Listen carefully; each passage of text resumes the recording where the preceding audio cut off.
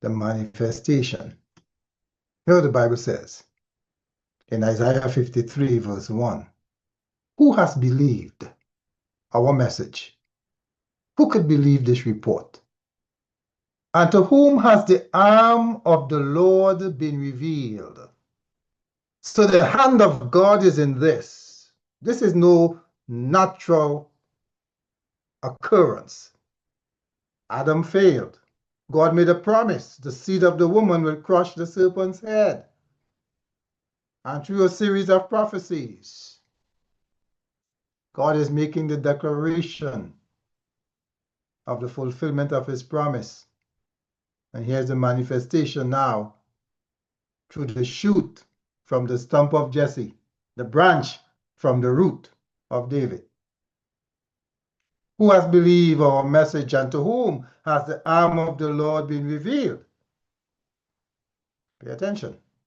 He, speaking of the stump, speaking of the root and the shoot, he, Jesus, grew up before him, before God, like a tender shoot, and like a root out of dry ground. Pay attention to this. In Isaiah 11, reading verse 1, we speak of a shoot from the stump of Jesse, a branch from the root. But here in chapter 53, the Bible says he, speaking of Jesus, grew up before God like a tender shoot. You know how tender a shoot is? It's very fragile as it pushes its way through the soil. As a tender shoot and like a root. So before you have the shoot, you have the root, and before the root, you have the seed. So the seed of the woman developed roots, and that root produced a shoot.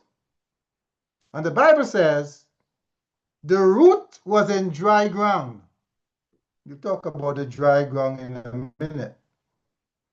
He had no beauty or majesty to attract us to him. And humanity depends so much upon the dry ground.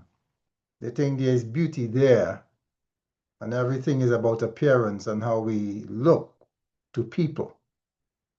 Not so with Christ.